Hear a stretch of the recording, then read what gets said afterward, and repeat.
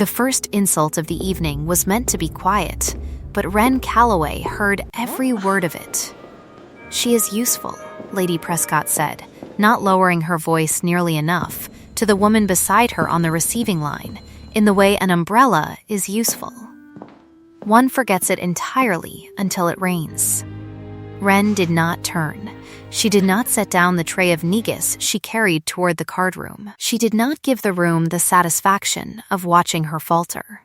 Farley Hall wore the autumn of 1834 like borrowed jewelry, gleaming under candlelight it had not paid for, every window thrown open to a night too cold for the silk and bare shoulders inside, and if the house had a temperament at all, it was one of pleasant, practiced indifference.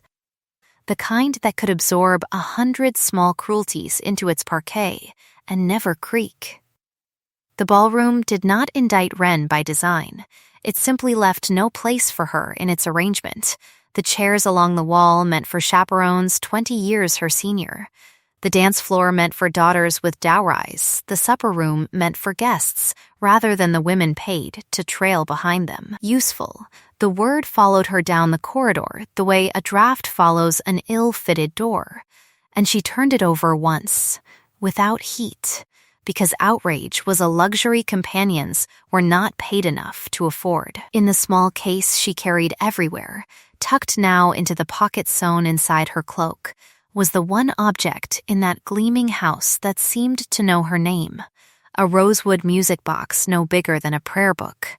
Its varnish gone dull at the corners where 2 generations of hands had carried it, its spring broken these 6 years so that it opened now only on silence. It had been her mother's, and her mother's mother's before that, and it was. Lady Prescott had once observed with the particular gentleness she reserved for insults, sweetly old-fashioned, in a house full of newer things, which was only the respectable coat that Shabby had chosen to wear that evening. Wren kept it anyway. Her mother, Margaret Calloway, had once possessed a voice that filled assembly rooms twice this size before illness had taken it thread by thread, and in the last winter of her life, too weak to sing, she had pressed the box into Wren's hands and said, in the low, amused, unbreakable voice of a woman who had made peace with being unheard, a single sentence that had welded itself into Wren's spine ever since, "A voice does not need an audience to be worth hearing." Wren had been 9. She had not understood it then. She understood it now the way one understands a bruise, by pressing on it occasionally to confirm it is still there. She set the tray down at the card-room door without spilling a drop, though Mr. Hollis had jostled her elbow on purpose, laughing before he'd finished apologizing, and no one saw the small catastrophe she had prevented, the tray of glass and scalding wine that would have gone over old Mrs. Ainsworth's silk had Wren's hand not moved a half-second before disaster required it to. No one saw. That, too, was familiar. She was 23 years old, the orphaned daughter of a singer and a country solicitor, both dead within a year of each other, and she had come to Farley 3 years prior, as companion to her cousin Camilla Prescott, a position she held not through affection but through a document, a small trust her father had arranged before his death that obliged the Prescotts to house her and, in exchange, entitled them to whatever use they cared to make of her hands, her hours, and, though this had never been written down anywhere, whatever gifts she happened to have that could be quietly borrowed and never returned. There had been no thunder over Farley Hall that night. No curtain fell. No candle guttered in sympathetic protest. The musicians tuned their instruments in the next room, indifferent, and somewhere a woman laughed at a joke that had nothing to do with Wren at all, and the evening simply continued, glittering, as though cruelty were a species of weather that left no mark once the sky had cleared. Camilla Prescott was, by every measure society troubled to keep, the more fortunate cousin. She was lovely in the particular gold and rose way that portrait painters preferred.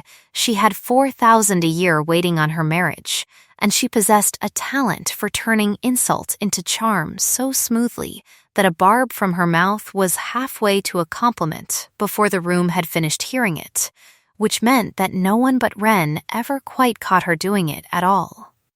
"Ren copies out my music so beautifully," Camilla was fond of saying, in company, with her hand light and affectionate on Ren's arm. "I vow I could not manage without her," and the words sounded like gratitude. The pressure beneath them was not. What Camilla did not say, because it would have cost her the very praise she meant to keep, was that the music itself, the composition she would perform tonight before half the county, and more particularly before the Duke of Aldermore, had not been copied by Ren at all. It had been written by her, note by note, across 11 months of stolen evenings, the melody built from a fragment of her mother's old air and grown, slowly, into something Ren had been secretly, fiercely proud of. The only wholly hers thing she had made since her parents died. She had shown it to Camilla in confidence, seeking nothing but a kind word, and Camilla had gone very still and very warm all at once, the particular warmth of a woman recognizing an opportunity dressed as a gift. "You must let me learn it," Camilla had said. It would be such a shame for a thing this pretty to go unheard. Ren, who had wanted exactly that, unheard being safer than claimed, had said yes before she understood what yes would cost her. By the time the invitation cards for the musical evening at Farley were sent, the piece was billed, in Lady Prescott's careful hand, as an original air composed by Miss Camilla Prescott, and Ren's name appeared nowhere, not even in the smallest print.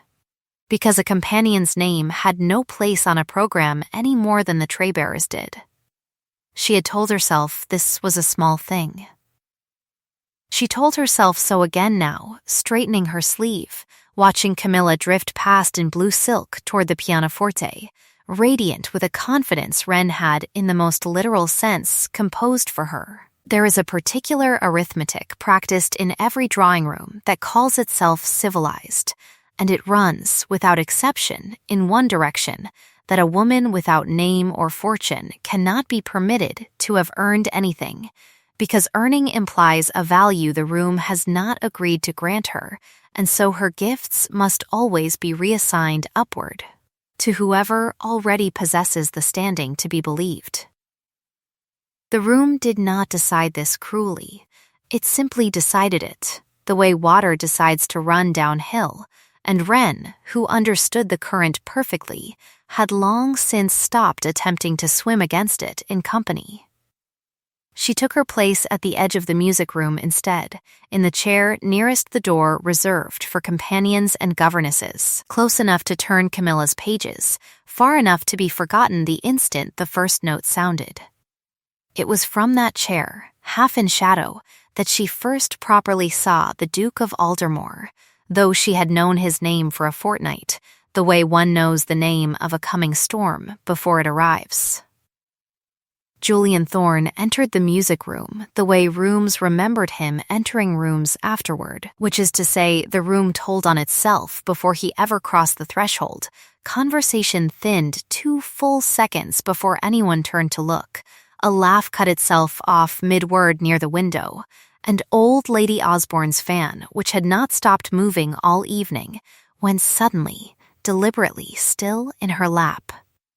He was not tall in a way that commanded a doorway by size alone, but he had the particular stillness of a man long practiced in giving nothing away. Dark-coated, dark-eyed, his face arranged in the composed, faintly weary courtesy of someone who has learned that warmth, once shown, is generally billed for later. He was 26, unmarried, and possessed of an estate large enough that half the mothers in the county had already measured their daughters against it, and rumor, which traveled through Farley's corridors faster than any invitation, held that his late father's will contained a codicil requiring him to marry before his 30th birthday, or forfeit the unentailed half of Aldermore's income, and with it, the guardianship of his young sister, to a cousin nobody in 3 counties had a kind word for. It was, Lady Osborne had confided to 3 separate acquaintances with the particular relish of a woman delivering concern as a public service. Such a pity that a man so eligible should be so hunted, though one does wonder whether a man who looks at every woman as though she is presenting a bill can truly be blamed for the hunting. The words sounded like sympathy. The satisfaction beneath them was not, and it was not universal laughter that answered her, but enough. Julian took the chair Lady Prescott all but pressed him into, near the front, near Camilla, and inclined his head with the practiced economy of a man who had given this exact nod at 40 prior evenings, and would give it at 40 more. Camilla began to play. The notes were Wren's, every one of them. The small aching turn in the 4th bar that she had rewritten 11 times until it sounded like grief remembering itself as hope, and Wren sat in her shadowed chair and turned the pages at the correct moments and said nothing. Because there was nothing to say that would not cost her the roof over her head. Camilla's fingers faltered at the difficult passage near the end, the one Wren privately thought of as the box's true hinge, and for half a bar the melody threatened to collapse into the ordinary.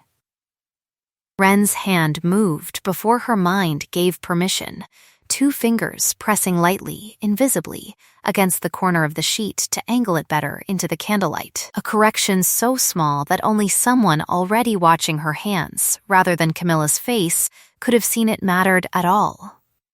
It was uncredited competence of exactly the kind she had grown expert in, a small crisis quietly averted that no one in the room would ever know had threatened to happen, and she thought, without particular bitterness, that this was simply what she was for. No one saw. Or so she believed, until she raised her eyes at the pieces close, in the small silence before applause, and found that the Duke of Aldermore was not looking at Camilla, who was already accepting the room's warmth with a lowered lash and a small, satisfied smile, but at the companion in the shadowed chair beside the pianoforte, at her hands, which had gone still now, folded in her lap as though they had done nothing at all. It was not admiration, not yet. It was something quieter and more dangerous than that, the particular attention of a man cataloging a discrepancy he could not yet name, and Wren felt it land on her like cold air through a suddenly opened door, and looked away first, because looking away first was the only power a companion was permitted to exercise. The applause, when it came, was generous, and Lady Prescott received it on Camilla's behalf with the beaming, propriety-soaked pride of a woman who had never written a note of music in her life and did not intend to start believing anyone else had either. "Such a gift," she said, to anyone near enough to agree with her, though I confess I do not know where she finds the time, what with the household to see to, and Wren's little tasks to oversee. Wren's little tasks. The words were offered as praise for Camilla's industry, and functioned with the particular deniability the room specialized in, as an erasure so complete it did not even require Wren's name to accomplish. She stood to gather the sheets from the stand, her face arranged in the pleasant blankness she had spent 3 years perfecting, and it was only as she turned toward the door that Camilla, radiant, caught her wrist, light as affection, firm as a warning. "You will thank Wren for me, won't you?" Camilla said to the small cluster of admirers still gathered. "She copies out my scribbles so faithfully. I vow half the credit for tonight belongs to her hand alone." And the room laughed, warmly, kindly, at what it understood to be a generous mistress's generous joke, and no one in it heard the second meaning folded inside the first, that a hand which merely copies is not a hand that composes, that the credit being so charmingly offered was credit for penmanship and nothing more, that the theft had just been dressed, publicly, in the costume of gratitude. Ren said, "You are too kind to me, cousin," which was true in every sense the room would hear, and false in the only sense that mattered. And no one, least of all Camilla, caught the small blade she had turned back upon herself with it. It was not a question. It was not even quite a reply. It was the sound restraint makes when it has decided, for the moment, to survive, rather than to burn. There was no thunder that night either, no curtain, no dramatic collapse of the sort a lesser evening might have granted her. There was only the resumption of the party, the scraping of chairs as the room reordered itself towards supper, and the particular hollow quiet in Wren's own chest that she had learned not to call by its true name.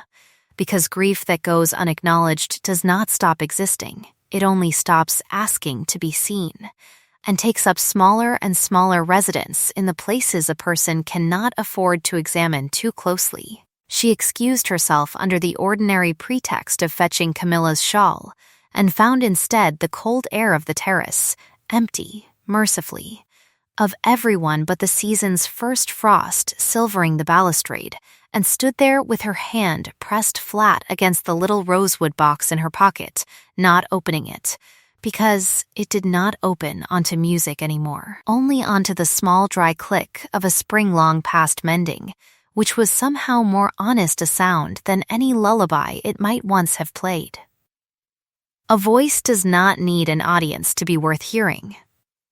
She said it to herself the way one says a thing one is trying very hard to believe, rather than merely to remember, and the night gave her nothing back but the smell of wood smoke and wet stone and, faintly, chrysanthemums going over in the beds below. 3 scents and 1 feeling, the feeling being something that had no polite name and would not have been believed if she had given it one. She did not know, standing there, that she was being watched again. From the darker end of the terrace, where a man had gone to escape precisely the kind of room she had just fled. And by the time she gathered herself enough to notice the shape of him against the stone rail, some yards off, silent, he had already seen far more of her face unguarded than any drawing room had been permitted in 3 years. He did not speak. Neither did she. It was, in its way, the first honest exchange either of them had that evening, conducted entirely in the absence of words, and it ended when Lady Prescott's voice sounded from the doorway calling for her shawl, and Wren went back inside, and the Duke of Aldermore remained a moment longer on the cold stone, turning over with the same private, cataloguing attention he had given her stillness at the pianoforte. The fact that the companion no one troubled to look at twice had, for perhaps 4 seconds, worn on her face the exact expression he spent every ballroom in the county working to keep off his own. It did not occur to him yet to call it kinship. He would come to it eventually. The way water comes to a crack it has not yet noticed it is widening. What he told himself instead, walking back into the noise and light he had no taste for, was merely that Miss Calloway, the poor cousin, played a very steady hand at the pianoforte for a woman who was, by every account he had heard that evening, credited with nothing at all. By the following morning the household at Farley had already forgotten the particular shape of Wren's evening, as households do, the way a pond forgets a stone the instant its rings reach the bank, and resumed instead its familiar occupations, which for Lady Prescott meant securing invitations, and for Camilla meant accepting them, and for Wren meant the quiet, continuous labor of making both possible while remaining, herself, unlisted on any account of the household's success.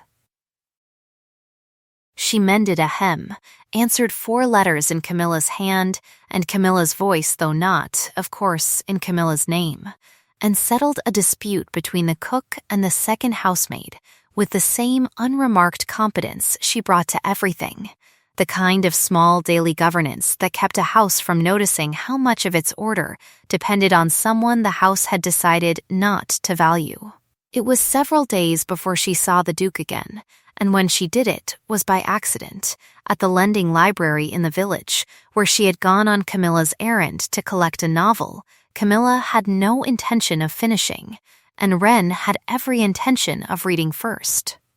He was examining a shelf of sermons with the particular blankness of a man who has picked up a book chiefly to have something to hold, and when the bell above the door announced her entrance, he did not turn immediately, which gave Wren the brief, dangerous luxury of studying him unobserved, the set of his shoulders, held with the practiced ease of a man accustomed to being watched and long past. Minding it, the faint, permanent line between his brows that suggested either headache or history, possibly both, the way his hand rested on the shelf's edge rather than gripping it, patient in a manner that read, oddly, as restraint rather than idleness. He turned before she had finished deciding what to make of any of it, and their eyes met with the particular jolt of two people caught at the exact moment of appraisal, and it was he, not she, who recovered first. "Miss Calloway," he said, and the fact that he had troubled to learn her name at all, when half the county still introduced her as Lady Prescott's girl, as though she were an unclaimed parcel, landed somewhere beneath Wren's ribs with more force than the words themselves deserved. "Your Grace," she said, and dropped the small curtsy the moment required, no more and no less than it required, because she had learned early that excess deference only invited a person to enjoy it. "I did not take you for a reader of sermons. I am not," he said. "I am a reader of anything that permits me to stand in a corner without being asked to dance," and there was, beneath the dryness of it, the faint, rueful admission of a man confessing a weakness he did not often confess, though he delivered it with such perfect flatness that a listener might easily have mistaken it for nothing at all. "I had not realized standing in corners required a license," Wren said, and regretted the honesty of it half a breath after she'd spoken, the way she always regretted the truths that slipped out before she'd finished deciding whether they were safe. He looked at her for a moment longer than the exchange strictly required. "It does not," he said. "It requires only that one looks sufficiently occupied while doing it. A sermon serves. So, I am told, does needlework. I would not know, Your Grace. My needlework has never yet excused me from a single dance I did not wish to attend. It was not quite a complaint. It was closer to an observation offered in the spirit of shared information, the kind two soldiers might exchange about a battlefield neither had chosen, and something in his face shifted at it. Not a smile, nothing so generous as that, but a loosening at the corner of his mouth that suggested a smile had been considered and, for reasons of long habit, declined. "Then you dance more than I credited a companion for," he said. "I dance precisely as often as I am required to, Your Grace, which is not the same thing as often." "No," he agreed. "It rarely is." He did not ask her, that day, anything further, and she did not offer it, and the exchange closed itself as neatly as it had opened, with the small formal courtesies two strangers owed each other before parting. And yet Wren walked back to Farley with the peculiar sense of having been, for 4 minutes, genuinely spoken to rather than spoken at, a distinction so rare in her daily accounting that she found herself turning the conversation over twice on the walk home, the way she turned the little rosewood box over in her pocket, not for what it contained, but for the simple, steadying fact of its weight.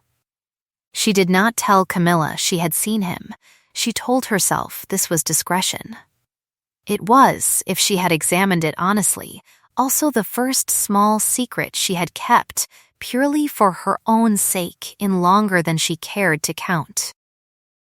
The county's gossip, meanwhile, had begun to sharpen around the Duke's approaching deadline, with the particular appetite drawing rooms reserved for other people's desperation, and by the second week of that autumn, scarcely an evening passed without some fresh speculation as to which young lady might secure him before his 30th birthday closed the question by default. Lady Osborne, who considered herself an authority on the subject chiefly because she had buried 2 husbands and outlived their opinions, held forth on it at every gathering with the particular relish of a woman who had appointed herself referee of a contest she would never have to enter. "He wants a wife the way a man wants a coat in a hailstorm," she observed one evening, to general and not entirely unkind laughter, which is to say he does not care whose coat it is, so long as it covers him before the worst of it lands, and it was, everyone agreed, terribly witty and terribly true, and terribly convenient for Camilla, whom Lady Prescott had begun, with mounting and barely concealed urgency, to position at every gathering precisely within the Duke's line of sight.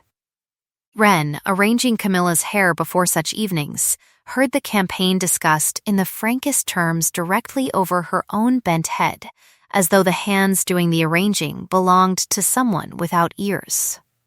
"You must let him see you laugh," Lady Prescott instructed. "Men of that stamp mistrust a woman who does not laugh enough. It suggests she is calculating rather than charming. Though of course you are neither, my love. You have simply never had reason to calculate." Camilla, watching herself in the glass rather than her aunt, said, "And if he does not care for laughing women? Then you will discover what he does care for, and become that instead," Lady Prescott said, without a flicker of shame at the frankness of it. "A woman with 4,000 a year can afford to be whatever a duke requires her to be. It is only women without fortune who must be only one thing, and pray that one thing is wanted." The words were not aimed at Wren. They did not need to be. The room's arithmetic reached her anyway, precise as a slap delivered by someone who has perfected the art of never quite raising a hand.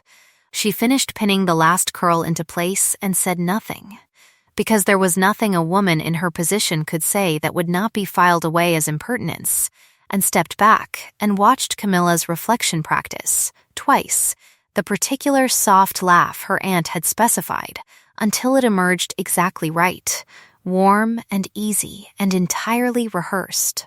The kind of laugh that had been built for an audience of one and would be deployed that very evening, as though it were spontaneous.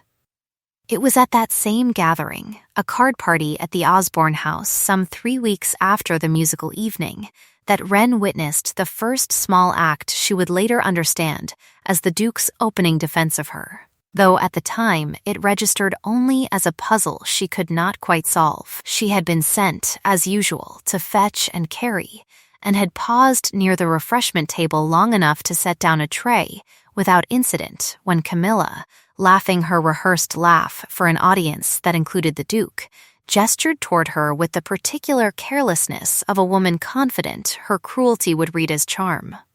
"Wren will fetch it," she said, "of some trifle, a fan left upstairs. She is ever so useful for that sort of thing. Aren't you, dear? It is practically her calling." And the room, as rooms do, produced its polite ripple of amusement, not at Wren exactly, but at the comfortable, familiar shape of her being reduced, once more, to her utility.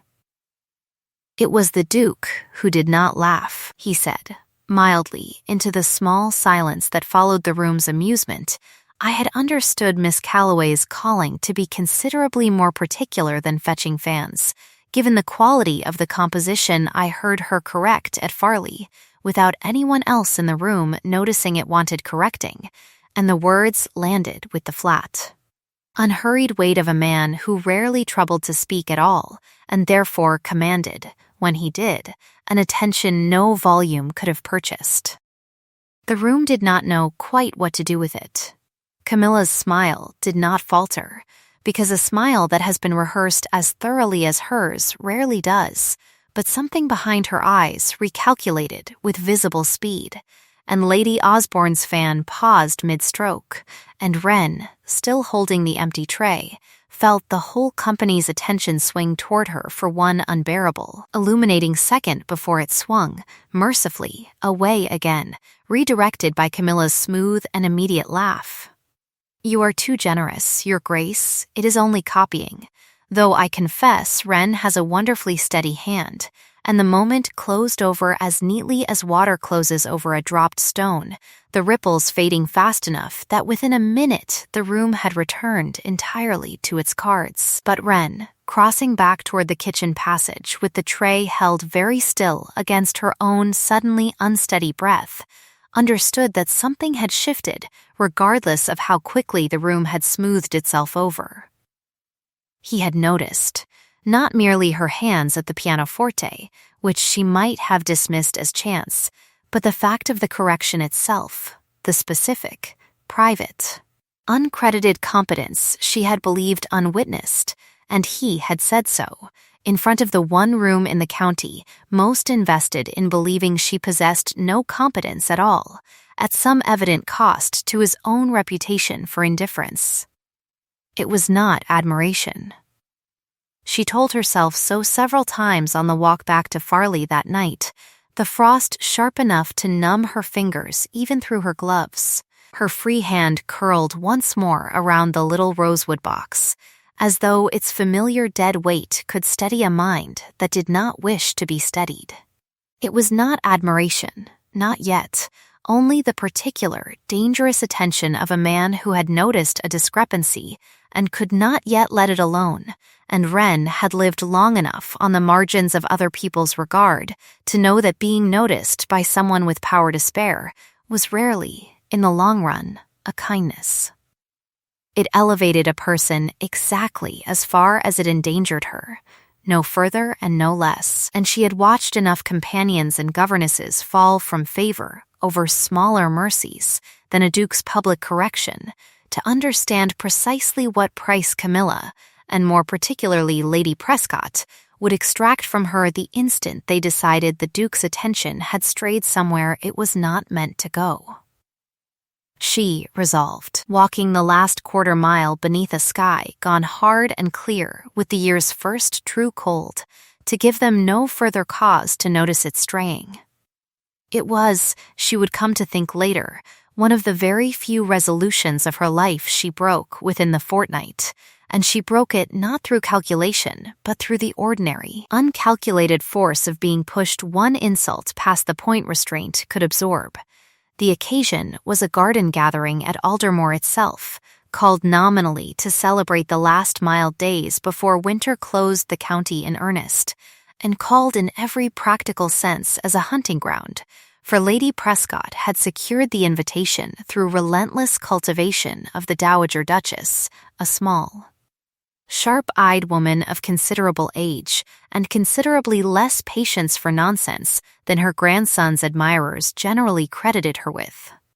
Wren attended as she always attended such things, present by right of her position and invisible by the room's design, seated at the edge of the lawn near the elder ladies while Camilla was walked, with visible ceremony, through the Duke's famous roses by Lady Prescott's careful engineering. It was there, cornered by 3 matchmaking mothers at once near the sundial, that Wren first properly witnessed what the Duke's reputation for coldness actually cost him, watching from her bench as he endured, with a composure that read to the untrained eye as arrogance, and to Wren's newly attentive one as simple. Weary endurance, a barrage of daughters presented like goods at auction, each mother's voice pitched to carry just far enough for the compliment to be overheard by everyone, except apparently the man it was meant to persuade. He answered each in turn with the same flat courtesy, gave nothing away, and extracted himself at the earliest permissible moment to walk, alone, toward the far end of the rose garden where the hedges grew high enough to grant the illusion, if not the fact, of privacy. Wren, sent moments later to retrieve a shawl Camilla had deliberately left behind as a pretext to draw the Duke back toward her, found herself instead alone at the hedge's turning, unaware he had not gone as far as she assumed, and said, to no one she believed could hear her, the small, bitter observation that had been building in her all afternoon. "They circle him like gulls over a dropped roll," she said, half to herself, half to the cold air. "And not one of them has asked whether the roll wants to be eaten, and it was only the small, dry sound of amusement from just beyond the hedge that told her she had not, in fact, been alone at all. She turned, mortified, to find him not 10 feet distant, arms folded, regarding her with an expression she had not yet learned to read, but would come, eventually, to recognize as the closest thing to genuine ease he permitted himself in company. "I had not realized Rolls had opinions on the matter," he said. "This one does," Wren said, past the point of retreat now, deciding, in the space of a single breath. That dignity required finishing what she had started rather than fleeing it, though no one has thought to ask it. "And what does the Roll think?" he asked, and there was something almost gentle beneath the dryness of it, an invitation rather than a trap, though she had learned not to trust the difference easily. "I imagine," she said, "that the Roll is tired of being wanted for its crust and never for anything underneath it. I imagine it would trade every gull in that garden for one person who asked what it actually was, rather than what it was for." The silence that followed lasted long enough that Wren began, in earnest, to regret the whole exchange, certain she had overreached in some way she could not yet name, until he said, quietly, without any of the practiced dryness he wore for company, "I heard you need a wife by your 30th birthday, your grace, or the estate passes to a cousin no one in 3 counties can stomach." It was not, she realized a half-second later, quite the thing she had meant to say aloud, the sentence having formed somewhere between thought and speech with more honesty than sense. But having said it, she found she did not wish to unsay it. "I would not trouble you for affection you do not have to give," she went on, before caution could catch up with her, "and you would not need to perform any for me. I have no fortune to recommend me, and no beauty the room has ever troubled to notice, but I am, your grace, by every account you have just been generous enough to make in public, considerably more useful than a Roll," and she heard, distantly, the echo of her aunt's favorite word turned back on itself, offered now not as an insult received, but as a currency she had decided, in that reckless instant, to spend on her own account rather than someone else's. He looked up at her then, the way a man looks up when the ground has shifted somewhere beneath a conversation he thought he understood the shape of, his composure, for one unguarded second, entirely gone. "You," he said, and it was not disbelief exactly, or not only that, but something rawer beneath it, the sound of a man discovering that the person he had been quietly cataloging for a fortnight had just done the one thing no one in that garden, in that county, in the whole calculating season, had thought to do, which was to offer herself to him without artifice, without a single rehearsed laugh, and without asking anything of him in return but the plain truth of what she was. He did not answer her at once, and the silence that stretched between them in the cold rose garden was not the silence of a man searching for a polite refusal, but the silence of a man recalculating, in real time, everything he had believed settled about his own life. "You," he said again more quietly, as though testing whether the word changed shape on a second saying, and it did not, and something in his face, which she had spent a fortnight learning to read as a locked door, opened by exactly the width of a single unguarded breath before shutting again with visible effort.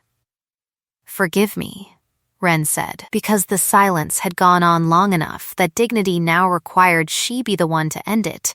"I have overstepped what a companion is permitted to say to a duke, and you need not answer it, and I would take it as a kindness if we agreed, both of us, that it was never said."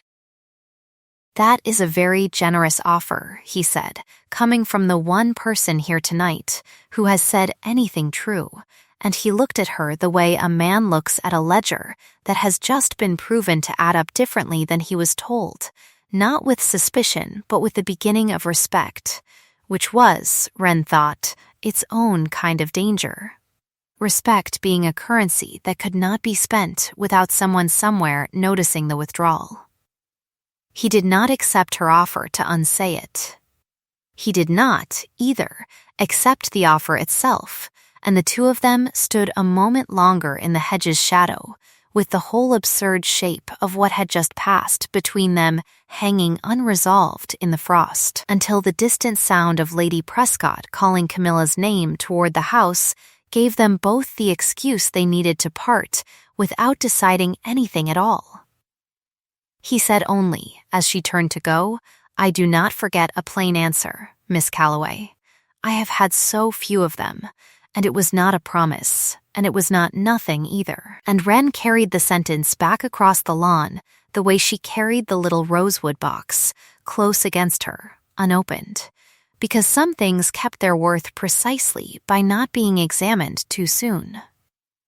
What followed, over the weeks that gathered themselves into the deepening chill of that autumn, was not courtship, because courtship required a freedom neither of them possessed. But it was not nothing either, and Wren began to notice, with the wary attentiveness of a woman unused to being sought, that the Duke of Aldermore had begun to arrange, with a subtlety that fooled everyone but her, small occasions on which their paths might cross without appearing to have been arranged at all. He was at the lending library again the following week, and the week after. He called at Farley with a regularity that Lady Prescott interpreted, joyfully and entirely incorrectly, as devotion to Camilla, and that Camilla accepted with the serene confidence of a woman who had never once considered that a man might be crossing her drawing-room floor to speak to someone else in it. The exchanges themselves were brief, always brief, conducted in the margins of larger gatherings, where a private word could pass for accident, and they had, each of them, the shape of the sweetest kind of duel, in which both parties were armed only with restraint and the refusal to be the first to look away. "You have not asked me whether I write music myself," Wren observed to him once, at a card party where the room's attention was safely fixed on Camilla's hand of whist, though you were so quick to notice a correction at Farley. "I did not need to ask," he said. I have known the answer since the fourth bar. She had not told him it was the fourth bar that mattered, that he had counted it himself, alone in a room he had claimed to find tedious, was a fact she turned over for 3 days afterward, without quite letting herself name what it meant. Lady Osborne, whose fan had never quite forgiven the Duke's public correction of Camilla's claim to the composition, took to remarking, at every gathering thereafter, on Wren's supposed cleverness, with the particular relish of a woman offering concern as a public service. "One does admire a companion who can turn a phrase so neatly," she said one evening, loudly enough to be overheard by exactly the people she intended, though I confess I always wonder where such cleverness is meant to lead a woman with nothing behind it. Cleverness without fortune is such an awkward inheritance. It cannot be spent, and it cannot be married off, and so it simply sits, rather sadly, waiting for someone to notice it was never any use at all. The words were offered as a kind of rueful sympathy. The intention beneath them was to remind the room, gently and repeatedly, that whatever the Duke's brief attentions implied, they implied nothing that could survive contact with Wren's want of fortune. Wren said, "You are very right, Lady Osborne. I have found cleverness a poor substitute for 4,000 a year in every situation except the ones that actually require thinking," and the room laughed, not entirely at Lady Osborne's expense, but not entirely at Wren's either, laughter that landed somewhere in the narrow, uncomfortable space between the two, which was precisely where Wren had aimed it. It was not a direct blow. It never was. She had 100 sharper things she might have said, a whole private catalogue of retorts built and discarded in the half-second before every reply, comparisons of inherited cleverness to inherited fortune that would have left Lady Osborne with nothing to say at all, and she withheld every one of them, because withholding, she had learned, cost her attacker more than striking ever could. A blow could be forgiven and repaid, but a woman who declined to be provoked left nothing for the room to seize on but its own discomfort at having provoked her for no reward. The Duke, seated near enough to hear all of it, said nothing either, which she understood by now to be its own form of eloquence. He had learned, faster than she expected of a man raised to command a room by simply entering it, that the more valuable defense he could offer her was not rescue but witness, the plain fact of having heard exactly what was said and exactly how she answered it, filed away and unforgotten. It was the Dowager Duchess, Augusta Thorne, small and sharp-eyed and possessed of the particular authority that only decades of not caring what anyone thought of her could confer, who noticed first what her grandson had not yet permitted himself to examine directly. She had taken, over that autumn, to inviting Wren to sit with her during the long, dull middle hours of larger gatherings, ostensibly because her own eyes had grown too weak for fine needlework, and Wren's hands were steady, but in practice, because the Dowager Duchess found in Wren the one companion in the county who neither flattered her nor feared her, a combination she had apparently been starved of for longer than either of them said aloud. "You are wasted on that girl," the Dowager Duchess told her plainly one afternoon, nodding across the room to where Camilla was laughing her rehearsed laugh at some gentleman's unremarkable joke. "I have watched you 3 months now, Miss Calloway, and I have yet to see you do a single thing badly, which in my experience is either the mark of a woman with no imagination at all, or the mark of a woman who has simply never been permitted to fail where anyone was watching. I do not think you lack imagination. I have not had the luxury of finding out, Your Grace," Wren said, and the Dowager Duchess's sharp old eyes creased at that. Not quite a smile, but its close relation. "No," she agreed. "Luxury is precisely the thing you have not had. It is remarkable what a person can become despite that, and rather more remarkable what they might become if it were ever otherwise supplied," and she said nothing further on the matter. But Wren understood, the way one understands weather changing before the sky has fully committed to it, that she had been quietly and permanently placed under the old woman's protection, without either of them having named the arrangement aloud. It was into this slow, accumulating season of small recognitions, page by page and glance by glance, that the letter arrived.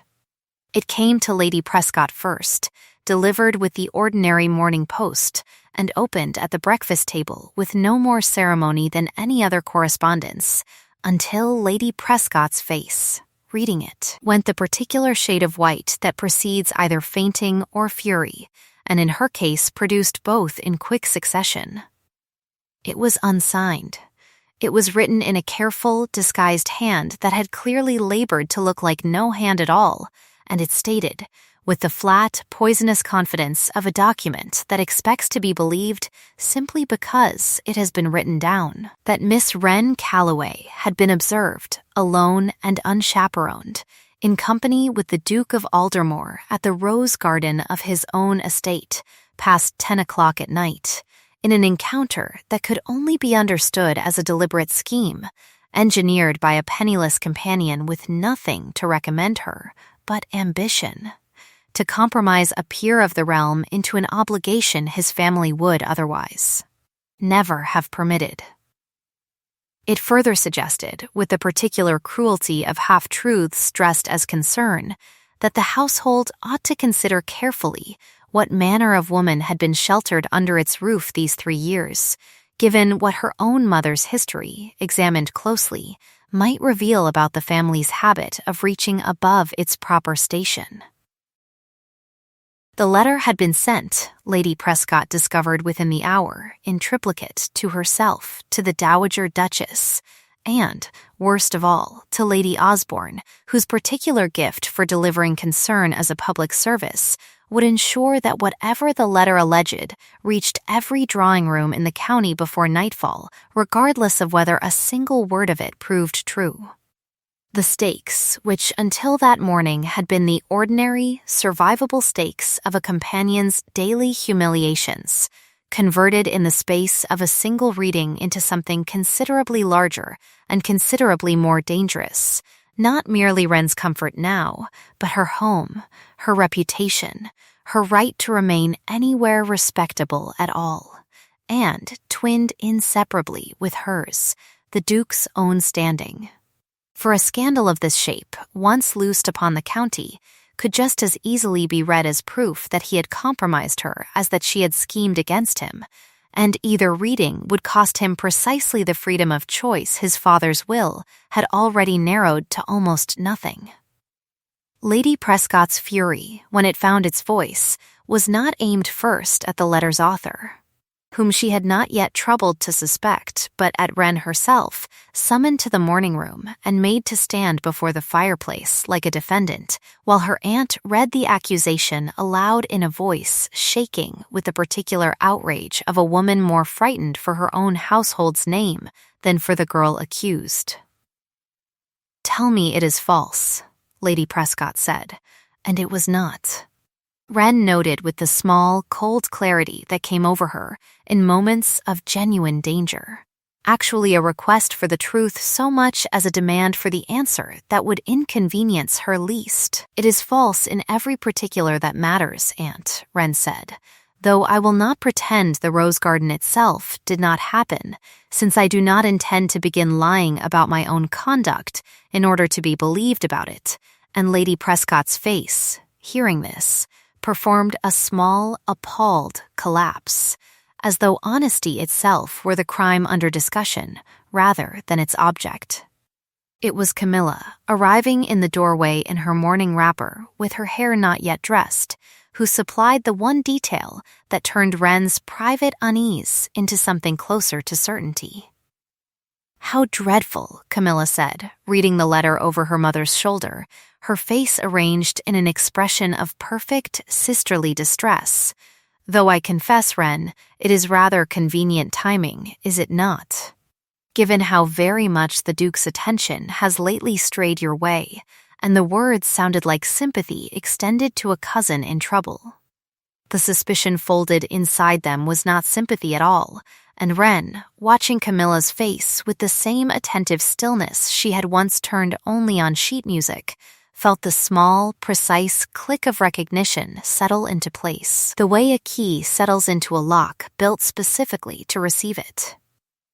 She said nothing of the suspicion aloud, not yet, because an accusation without proof would only be read, in that room, as the last desperate defense of a guilty woman, and she had learned long ago that timing mattered more than truth in rooms constructed to disbelieve her by default. What she did instead, in the hours that followed, while Lady Prescott alternated between weeping and drafting furious replies to nobody in particular, was the quiet, patient work she had always been best at and never once been credited for.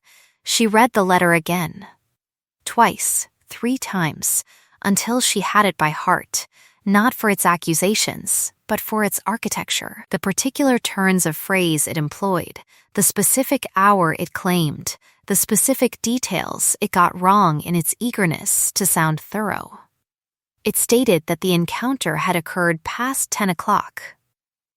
Wren knew, because she had spent that particular hour exactly as she spent most evenings at Aldermore gatherings, tending to Lady Diana Thorne, the Duke's young sister, who had taken a chill that week and could not be settled without a story and a cup of milk warmed precisely to the temperature the child preferred, and who had fallen asleep, as the housekeeper's own evening log would confirm, at 10:15, a full 3/4 of an hour after the Rose Garden exchange had already concluded, and Wren had gone directly indoors. It was a small anomaly, the kind a careless liar might not think to verify, assuming that no one would trouble to check an hour against a housemaid's ledger, and it was, Wren understood immediately, the single loose thread by which the whole fabricated garment might be unpicked. There was, besides, the matter of the phrase itself, reaching above its proper station. A turn of words so distinctively Lady Osborne's own, repeated at every gathering that autumn in one variation or another, that Wren had heard it applied to at least 3 other unfortunate women before it was ever applied to her, and while a phrase alone proved nothing in a court of law, it proved a great deal to anyone who had spent 3 years learning to catalog exactly how each member of that county chose to dress her cruelty.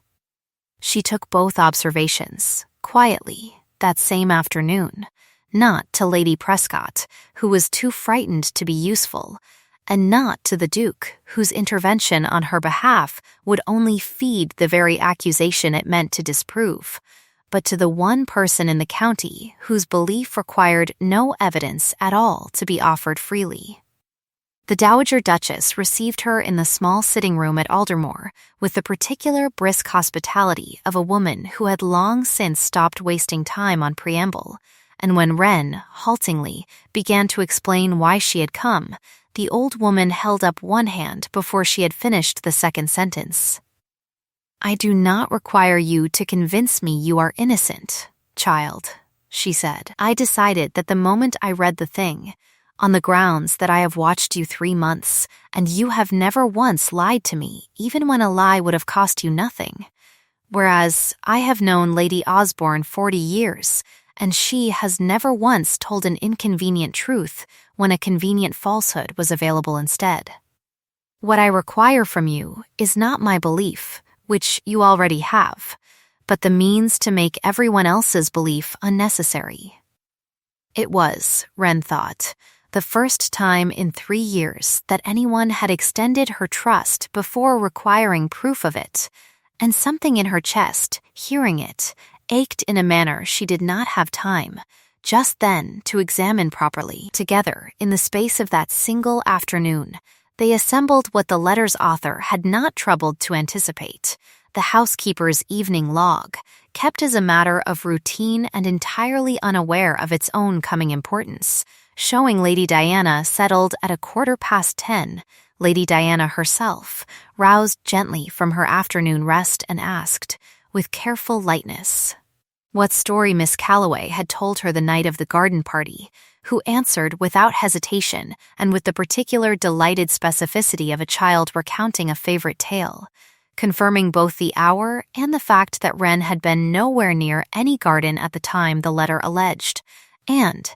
delivered almost as an afterthought by the Dowager Duchess herself, who had kept, out of the same lifelong habit of vigilance that made her formidable, a small private collection of correspondence from Lady Osborne, accumulated over years of country hospitality, a single letter in which the exact phrase reaching above its proper station appeared, applied on that occasion to an entirely different unfortunate woman 2 seasons past, in a hand that matched, stroke for stroke, loop for loop, the disguised and careful writing of the anonymous accusation now sitting on Lady Prescott's breakfast table. "There it is," the Dowager Duchess said, laying the 2 letters side by side upon the table with the flat satisfaction of a woman completing a puzzle she had rather enjoyed solving. She did not even trouble to disguise her favorite phrase, which tells you everything about how little she expected anyone to look. It took 2 days to arrange the confrontation properly, 2 days during which Wren moved through Farley under a cloud that had not yet been publicly lifted, aware of servants' eyes lingering a half-second too long, aware of Camilla's studied, careful distance, aware most of all of the small, cold isolation of being accused, even privately, even provisionally, in a household that had never once required proof to believe the worst of her, and would, she suspected, require considerably more than proof to admit it had been wrong. The confrontation itself, when it came, was brief, and it was the Dowager Duchess who conducted it, in her own drawing-room, with Lady Osborne summoned under the pretext of an ordinary call, and Lady Prescott present as a witness she had not been permitted to refuse. The Dowager Duchess laid the 2 letters upon the table between them without preamble, and said only, You will explain to me, Constance, why your hand appears twice in my possession, once under your own name in a letter you sent me 3 winters ago, and once unsigned, 3 days past, accusing an innocent girl of a scheme that never occurred at an hour she can prove, by 4 separate accounts. She was elsewhere entirely. Lady Osborne's face, for the first time in Wren's experience of her, produced no ready phrase, no rueful wit, no concern dressed as public service. It produced only the brief, naked panic of a woman who had built her standing on being clever enough never to be caught, discovering that cleverness had failed her at last on the single point she had been careless enough to overlook. She did not confess outright, not that afternoon, but her silence, in that room, in front of the one woman whose word carried more weight than her own, was confession enough, and it was understood by everyone present, without further words being required, that the matter would be settled quietly, thoroughly, and permanently. In the particular way such matters were always settled among people who valued their own standing above admitting they had ever been wrong, not with an apology, which Lady Osborne would never be made to give, but with a silence just as absolute, in which her opinion on Wren Calloway's character would simply cease, from that day forward, to be sought by anyone who mattered. Lady Prescott, confronted with the fact that she had believed a forged accusation over her own niece's word, without so much as an hour's hesitation, produced an apology of sorts, offered in the particular strangled tone of a woman more embarrassed at having been wrong in front of a duchess than genuinely sorry for the wrong itself. And Wren accepted it with the same practiced grace she had extended to every lesser slight that season, because there was, she had found, no profit in demanding more contrition than a person was capable of giving, and because her own vindication, quiet and thorough as it was, mattered rather more to her than her aunt's discomfort. Camilla said nothing at all, which was, in its way, the most honest thing she had offered Wren in 3 years. It was the Duke who came to Farley that same evening, later than propriety generally permitted, arriving just as the first true storm of the season broke over the county in a sudden violence that had been building all afternoon behind a sky the color of an old bruise.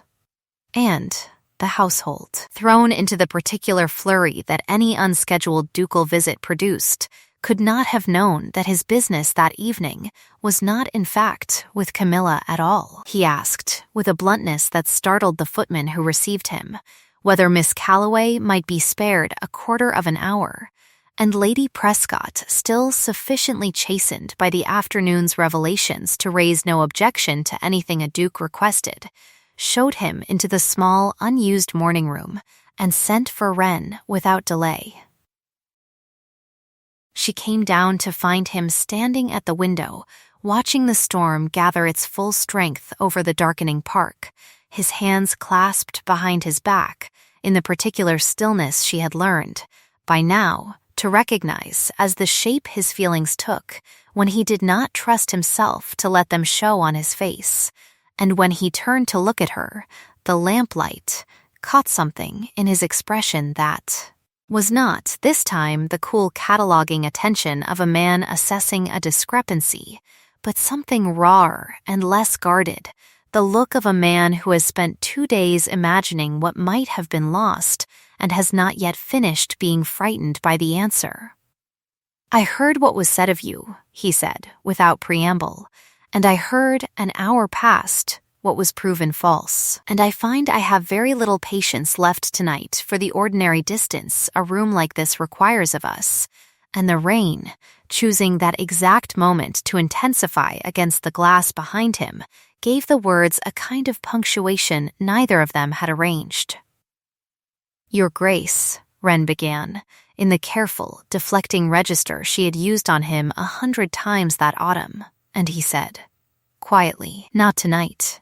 Not that word, not from you, not after what this week has cost you to be believed at all," and something in the flatness of his voice, stripped for once of its practiced irony, told her that whatever was coming would not be contained by the small, safe conversational moves either of them had relied on until now. The storm outside had begun in earnest, thunder rolling somewhere beyond the park's dark tree line, rain driving hard enough against the window to blur the lamplit garden into a single moving shape, and Lady Prescott's voice could be heard faintly in the corridor, ushering the rest of the household toward the drawing-room fire, leaving the small morning room. By accident or by some silent arrangement neither of them had consciously made, entirely and suddenly their own. He did not move toward her all at once, and that restraint, Wren would think long afterward, was itself a kind of speech, a man who commanded rooms by entering them choosing instead to cross this one slowly, in careful, measured increments, as though closing the distance too quickly might frighten off whatever fragile thing had finally been allowed into the room with them. He crossed from the window to the center of the carpet and stopped. He crossed from the center of the carpet to within 3 steps of her, and stopped again, watching her face for the smallest sign that she wished him to stop for good, and finding none. Came the rest of the way until there was scarcely more than an arm's length between them, close enough that she could hear, beneath the drumming of the rain, the unsteadiness of his own breath, a sound she had never once associated with him in 3 months of watching him govern every room he entered. "I came here tonight," he said, "because I told myself it was only right that you hear from me directly what had been proven false about you. And that was true, and it was not the reason. I came here," he said again, and the anaphora built the way a held note builds before it breaks, "because I told myself a duke owes his household an explanation when a scandal touches it, and that was true also, and it was still not the reason.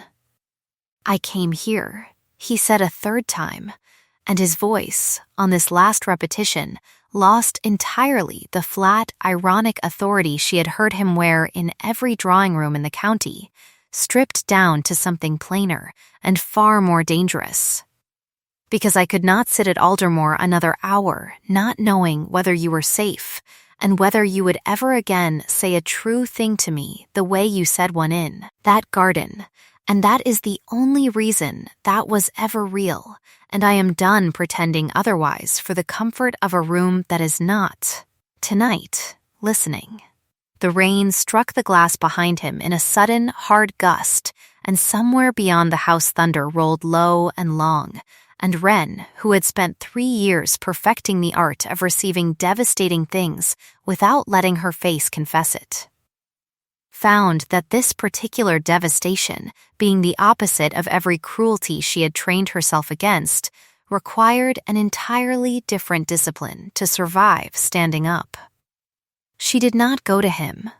She did not look away either, which she understood, even as she stood there, to be its own answer, though not yet the whole of one. "You are not required to say any of this to me," she said, and her voice, when it came, surprised her by its steadiness. "Your Grace has a fortnight left before his birthday, and half the county's daughters still available to solve it more conveniently than I would." "I do not want it solved conveniently," he said. "I have spent 26 years solving things conveniently. I would like, for once, to solve one thing honestly, even if it costs me the estate. Even if my cousin inherits every acre of it and laughs the whole time, because I have discovered this autumn that I would rather lose Aldermore entire than spend the rest of my life married to a woman who only ever tells me what I wish to hear." "That is a very handsome sentiment for a man who has not yet asked me anything," Wren said, and it was not quite forgiveness, and it was not quite refusal either.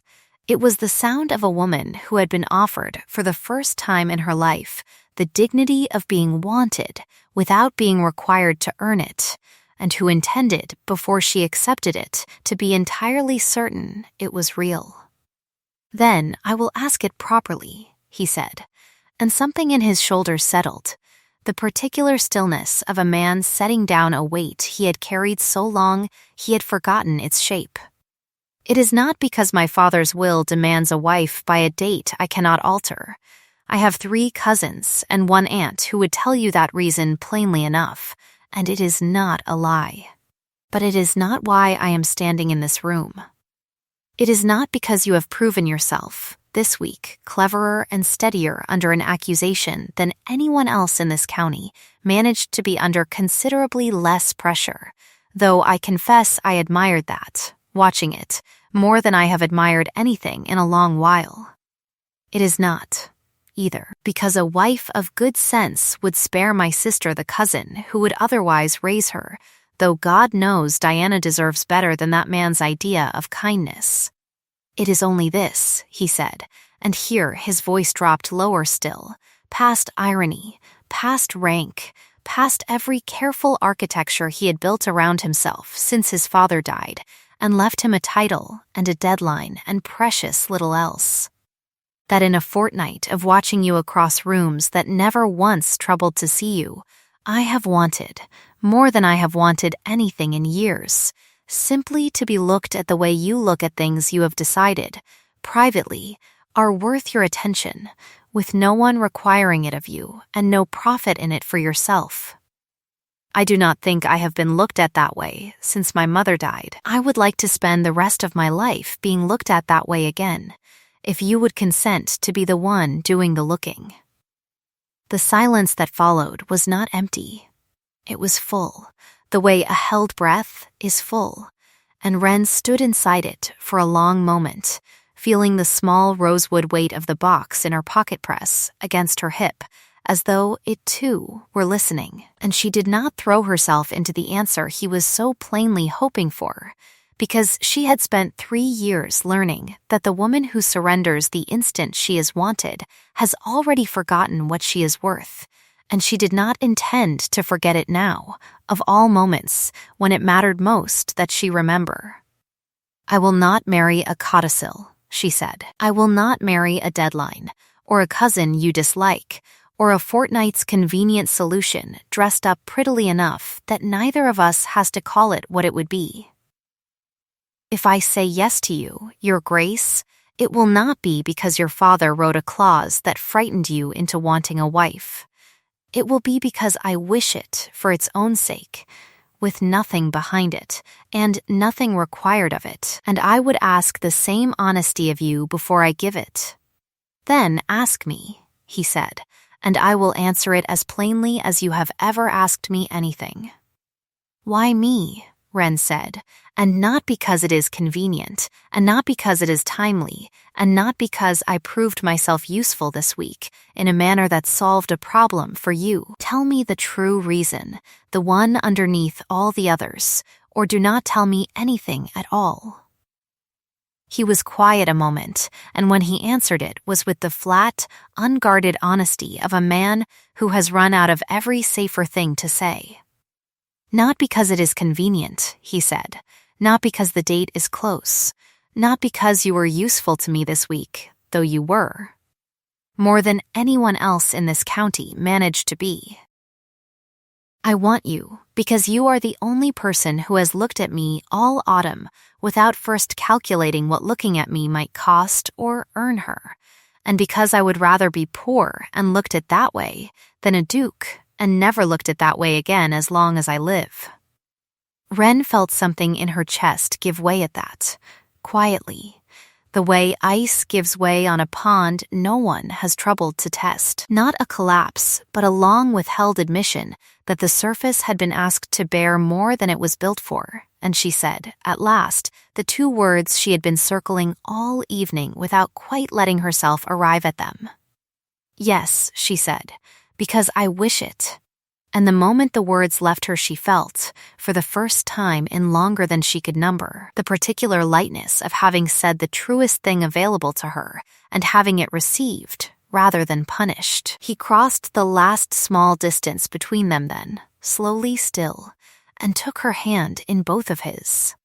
Not with the practiced courtesy of a bow over gloved fingers, but with the plain, ungoverned grip of a man who did not intend to let go of it again for any better reason than her own asking. And he did not let go of it, not when the thunder rolled once more directly overhead.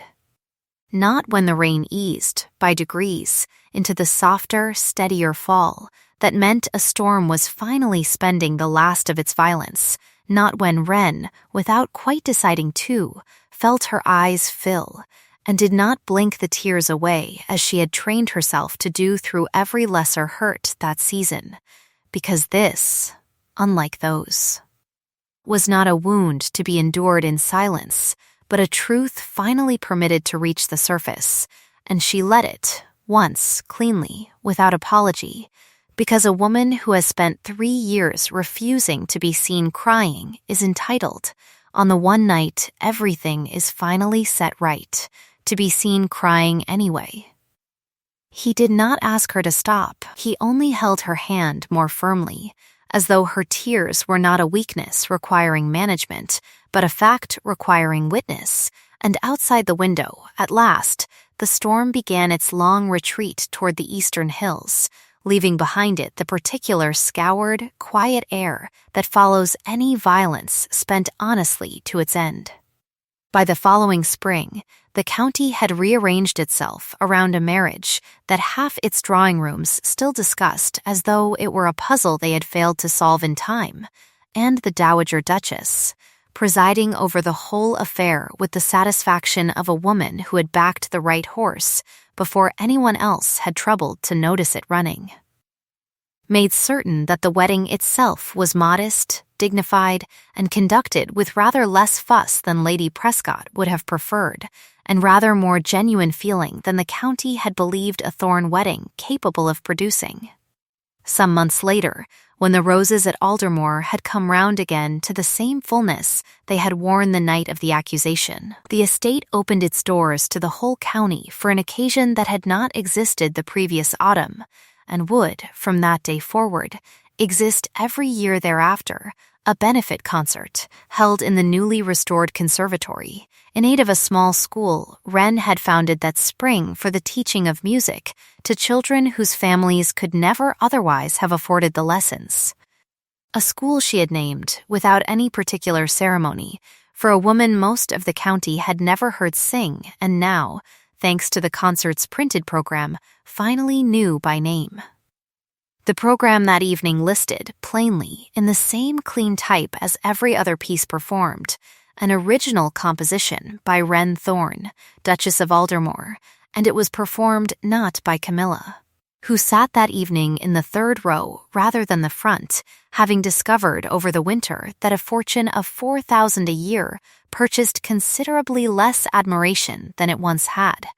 When set beside a woman the whole room had finally learned to credit honestly, but by Wren herself, at the pianoforte, in front of the entire assembled county, her own hands producing the notes she had once been obliged to hide inside someone else's triumph. Lady Prescott, seated near the front in a gown chosen with rather more humility than she had once favored, wept openly at the performance and told anyone who would listen afterward that she had always known her niece was gifted, a claim that fooled no one present but was permitted to stand uncorrected. Because Grace, Wren had discovered, cost her nothing she was not glad to spend. Lady Osborne was not present at all.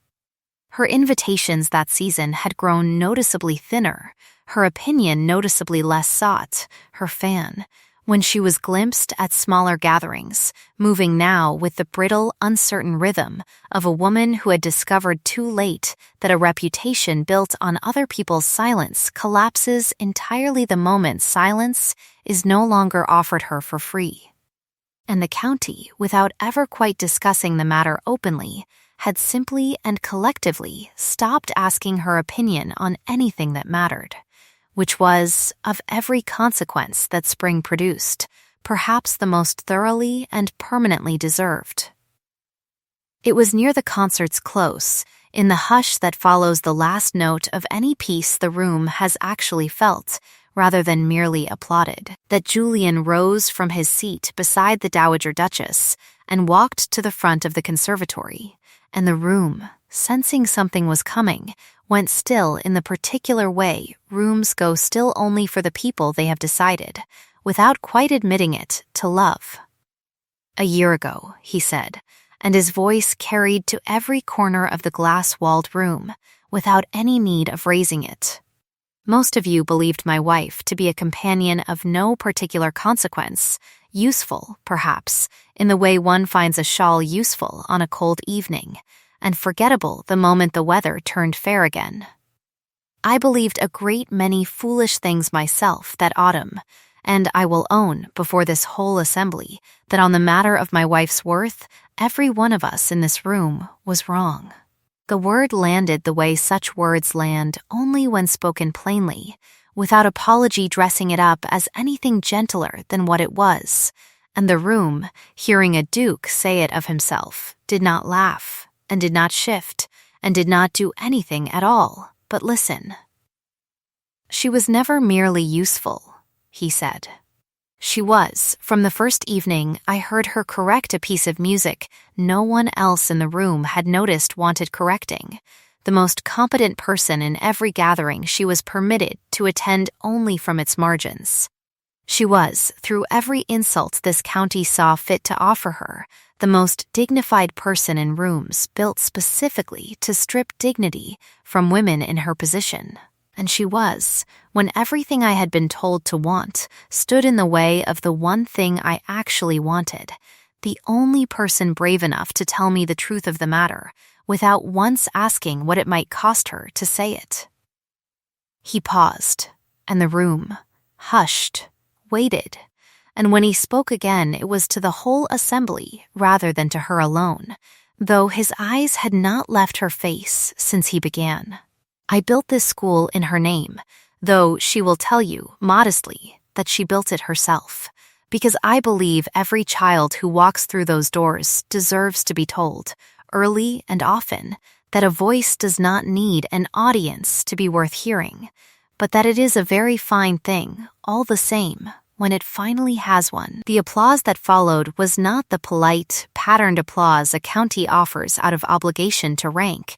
It rose from the room genuinely, unevenly at first, and then all at once, the particular sound of people who have been given permission, at last, to admit they were moved.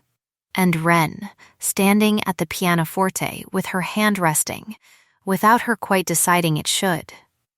On the small rosewood box she had carried in her pocket to the concert, as she carried it everywhere, felt the box give, beneath her fingers, the faint, familiar click of its old broken spring, and then, astonishingly, the first thin, halting notes of the lullaby it had not played in 6 years, because Julian, unbeknownst to her, had sent it that winter to a clockmaker in the city with instructions to mend what nothing in her own household had ever thought worth the cost of repairing, and had said nothing of it until this exact moment, watching her face discover the small miracle in her own pocket in front of the whole assembled county.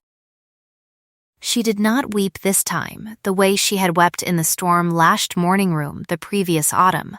Wholly and at last, she wept the smaller, steadier way a person weeps at a kindness rather than a wound, the truth of it surfacing cleanly rather than breaking anything on its way up, and Julian crossed the room to her, in front of everyone, and took her hand, and did not let it go. Because he had promised her once that he would not, and a promise made in a storm was, he had since discovered, no less binding in fair weather.